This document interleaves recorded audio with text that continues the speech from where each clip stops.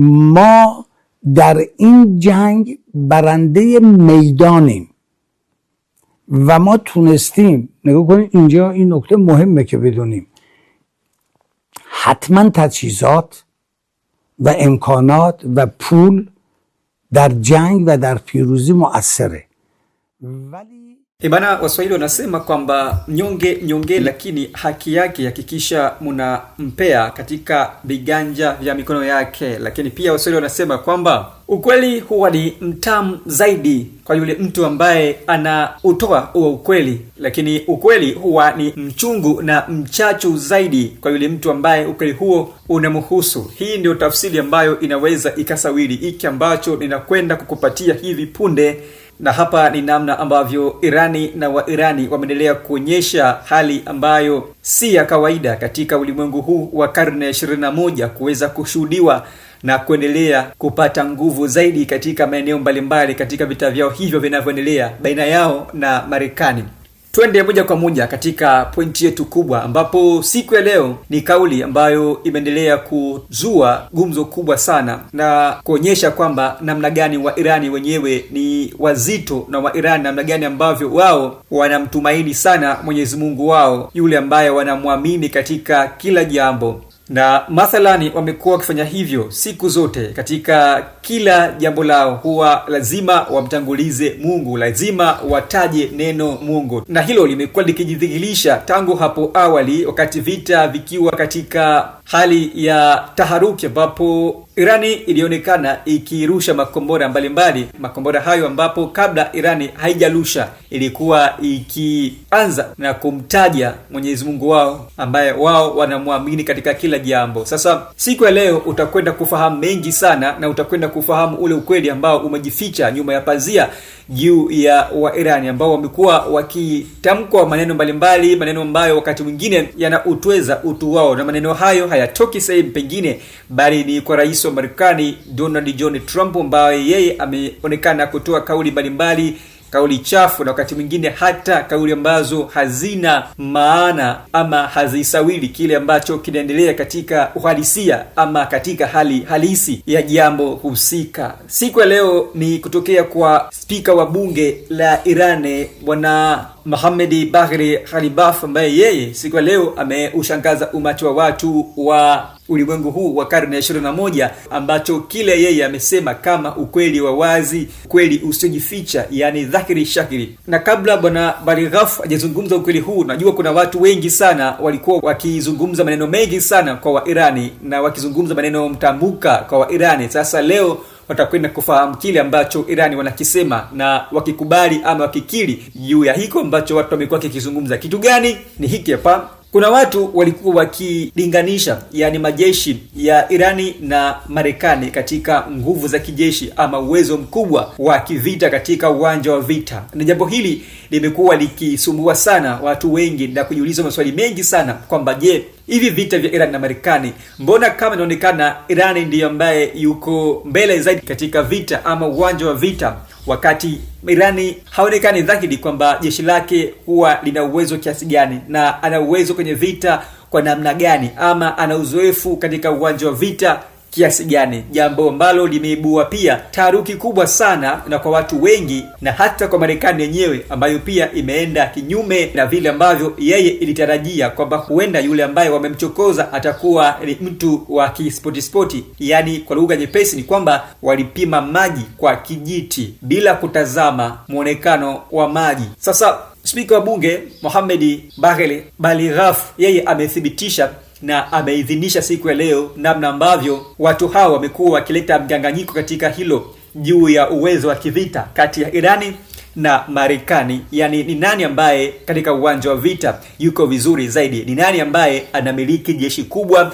ni nani ambaye ana uwezo mkubwa wa kisilaha, ni nani ambaye ana rasilimali watu wengi, lakini pia na ni nani ambaye ana historia kubwa ya kushinda vita ama yuko vizuri katika kupata ushindi, kuweza kumudu mashambulizi na hata kudhibiti kile ambacho amekieleza kama uchokozi. Sasa spika wa bunge la Jamhuri ya Kiislamu ya Irani, yani Mohammad Bagher Ghalibaf, yeye amesema kwamba ukweli wote unafahamika ulimwenguni katika vita hivi vinavyoendelea kati ya Irani na Marekani, ambapo amesema kwamba Irani ni kweli kabisa kwamba hawana nguvu za kijeshi na wala hawana mabavu zaidi kama ambavyo Marekani wanayo katika uwezo wa kijeshi. Ni kweli kwamba Irani pia hawana fedha nyingi kama ambavyo Marekani wanamiliki fedha nyingi kuweza kugharamia mambo mbalimbali katika vita ama mapambano. Lakini pia spika wa bunge la Irani Bwana Mohammad Bagheri Ghalibaf, yeye amesema pia kwamba ni kweli kabisa hawana rasilimali za kutosha, yani hawana vifaa, hawana rasilimali watu wa kutosha kama ambavyo Marekani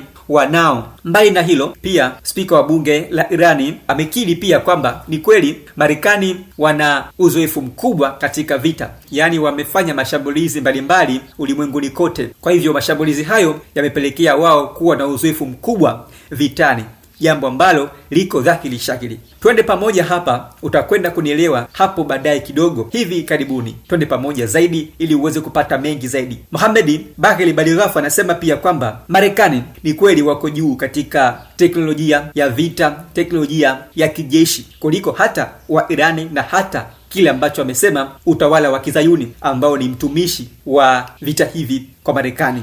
Na pia anasema kwamba Irani wao waliingizwa kwenye vita pasipo na maandalizi ya kutosha. Amekiri kwamba ni kweli wa Irani huenda wakawa wana uwezo mdogo kama vile ambavyo adui anashuhudia, ama amekuwa akipigwa na butwa kuweza kushuhudia kwamba uwezo wa Irani katika mambo yote hayo uko chini, lakini uwezo wake wa kushambulia uko juu zaidi kuliko vile ambavyo adui alitarajia katika nyakati zote za vita tangu pale mapema Februari 28. Hivi ndivyo ambavyo spika wa bunge la Irani Bwana Mohammad Bagheri Ghalibaf alitamka kwa kinywa chake mwenyewe akiwa katika mahojiano rasmi na chombo cha habari cha huko nchini Irani, akiwaambia umma wa Irani wote kwamba huenda ukawa uwezo wao wa kushambulia ni mkubwa zaidi kuliko uwezo wao wa silaha wanazomiliki, yani teknolojia wanayomiliki, lakini pia na hata fedha ambazo Marekani inatamba kuwa nazo katika kuendesha operesheni mbalimbali za baharini na hata angani. Anasema yote hayo ambayo wa Irani wanayo kama mapungufu haipelekei moja kwa moja wao wa Irani kuweza kuwa nyuma katika mashambulizi, bali wana silaha kubwa na ya pekee mno ambayo ulimwengu wote kwa sasa umekuwa ukiipigania ama ukiitafutia namna ya pekee kuweza kuidhibiti kutokea kwa umiliki wake, yani wa Irani. Sasa hebu tupate ule uhalisia, na hapa ndipo ambapo unaonekana dhahiri shakili ule ukweli mchungu kwa yule ambaye anapewa ukweli huo, lakini pia ukweli huo ni mtamu kwa yule ambaye anautoa ukweli. Na hii inadhihirisha dhahiri shakili kwamba wa Marekani wanafanya kitu wasichokielewa, yani wanafanya kitu wakiwa hawajielewi ni nini ambacho wanakifanya.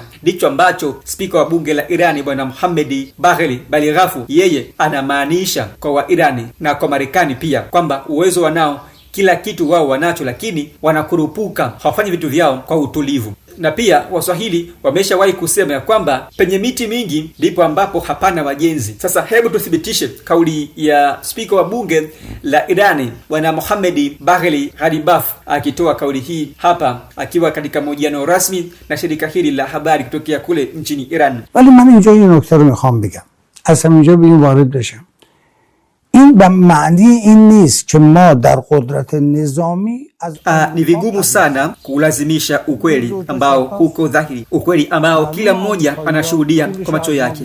Ni kwamba ni kweli kabisa dhahiri shakili, sisi hatuna nguvu za kijeshi kuliko Marekani. Ni wazi kwamba wao wana fedha nyingi zaidi, vifaa na rasilimali za kutosha, na hii ni kwa sababu wao wamefanya mashambulizi mengi sana, wametekeleza mashambulizi mengi sana ulimwenguni kote. Pia wana uzoefu mkubwa zaidi kuliko sisi, wala utawala wa Kizayuni ambao ni mtumishi wa karibu wa adui yetu Marekani. Pia ukweli ni kwamba sisi tulipigana katika vita ambavyo havina uwiano, yani asymmetric war, kwa namna ambayo kwa kutumia mbinu zetu wenyewe na maandalizi yetu wenyewe tuliweza kumrudisha nyuma adui. Adui alikuwa na fedha nyingi sana na rasilimali za kutosha, lakini hakutenda kwa usahihi katika mipango yake yote. Wanafanya makosa mengi sana, ikiwemo katika maamuzi ya kimkakati. Wanakosea kuhusu watu wetu, na hii ni kama wanavyokosea katika mipango yao wenyewe ya kijeshi. Serikali ya Marekani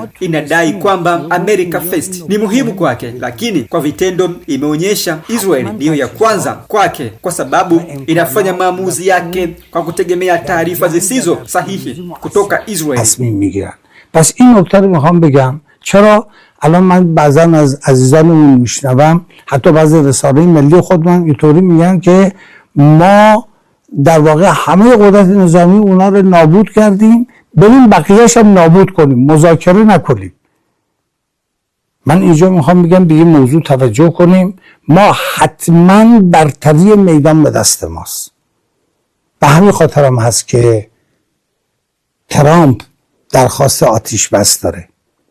این رو باید بهش توجه کنیم. Na huo ndio mwisho wa matamshi ya Mohamed Bagheri Ghalibaf ambaye ni spika wa bunge la Jamhuri ya Kiislamu ya Irani, akizungumza kinaga ubaga namna ya ukweli huo mchungu kwa Marekani na ukweli huo ambao ni mtamu kwa raia wote wa Jamhuri ya Kiislamu ya Irani. Hapo bila shaka umepata kuona namna gani ambavyo wa Irani huwa hawana muda wa kujitamba katika mitandao mbalimbali ya kijamii na kueleza kile kitu ambacho wao hawana uhalisia nacho, bali wanaeleza ule ukweli ambao upo na ukweli ambao unaonekana wazi mbele ya macho ya watu. Si kama kile ambacho yeye amesema Marekani imekuwa ikifanya, kwamba inazungumza jambo ambalo si halisi katika uhalisia ama katika ulimwengu wa kweli. Kama unakumbuka vizuri sana, kwa siku za hivi karibuni Marekani amekuwa akitekeleza hilo, akiongea kitu ambacho hakipo. Awali alizungumzia juu ya mazungumzo baina ya Irani na Marekani,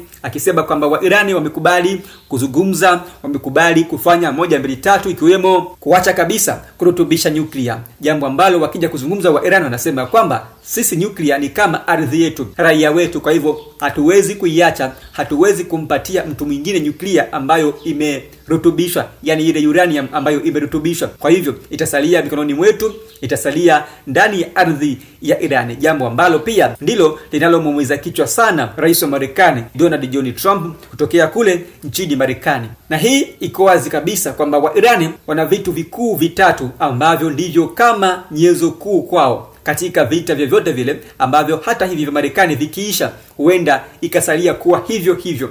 Kwamba Irani cha kwanza hawana cha kupoteza, yani hawana kitu cha kupoteza katika maisha yao, yani wao wakiamini ya kwamba wako hapa duniani katika hali ya matembezi, yani wanapita tu wanakwenda zao. Kwa hivyo hapa duniani hawana cha kupoteza, na ndio maana wamekuwa wakisema kwamba wao wakifa ni sawa wamefia shahidi, yani hawana tena na umuhimu na ulimwengu ama dunia hii. Na ndio maana kwao kifo si jambo la kuogopa, yani si jambo la kutishia dhamira yao ama dhamiri yao ya wazi. Hii ndio silaha pekee na muhimu sana kwa watu wa Irani, yani kwa viongozi wote wakubwa wa Irani, katika kuonekana kuwa mbele zaidi katika vita hivi dhidi yao na Marekani. Jambo lingine wa Irani wao cha kwanza kabisa ambacho wamekiweka mbeleni ni muumba mbingu na ardhi na vyote vilivyo ndani yake, yani Mwenyezi Mungu. Hili jambo ndilo ambalo wao wameliweka mbele zaidi na kuamini ya kwamba hata kile ambacho hakiwezekani wao wanaweza wakakiweza kupitia Mwenyezi Mungu. Hili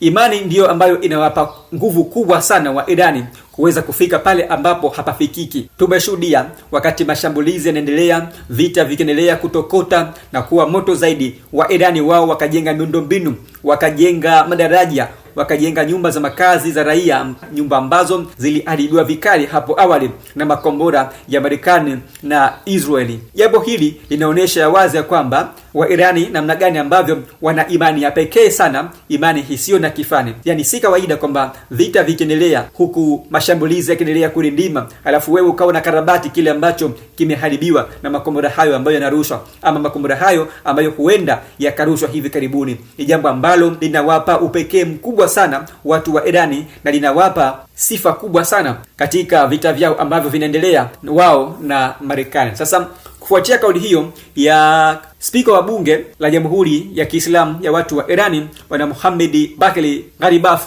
kuna kauli nyingine hapa ambayo hii kauli ya kibabe sana, ni kauli ya ujasiri kutokea huko kwa watu wa Irani. Huyu ni kamanda wa ngazi za juu kabisa, mwenye wazifa wa juu kabisa kutokea katika vikosi vya walinzi wa mapinduzi ya Kiislamu, yani IRGC, Brigadier General Mohammad Reza Nagdi, ambaye huyu ni kamanda wa juu sana, high rank commander katika vikosi vya IRGC, ambaye yeye amesema Irani imekuwa ikipigana vita katika uwanja wa vita kwa kutumia silaha zilizokuwa za miaka ya nyuma sana, yani silaha zile ambazo zimetengenezwa miaka iliyopita nyuma, miaka ya 1979, ambapo amesema kukoma kwa vita kulikoshuhudiwa kwa hivi karibuni ni mapumziko mafupi, na hivyo wakirejea uwanjani watakuwa katika sura nyingine, yani katika sura ambayo haijawahi kuonekana na watu wa Iran. Kamanda yeye amesema Marekani hana cha kuipangia Irani kwa namna yoyote ile, kwa sababu wa Irani wao wana umoja, wana mshikamano, lakini pia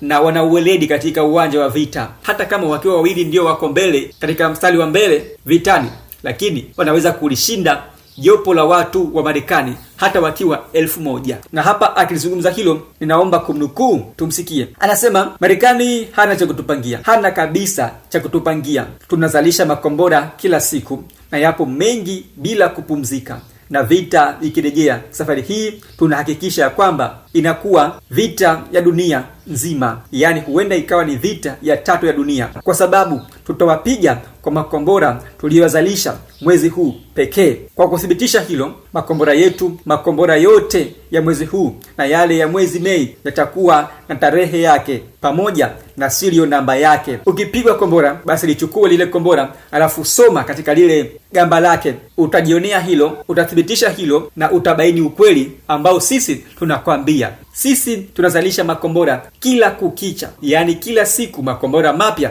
yanazalishwa zaidi hapa ulimwenguni. Na hiyo ndiyo kauli halisi ya kamanda huyo mwandamizi wa jeshi la Irani, yani IRGC.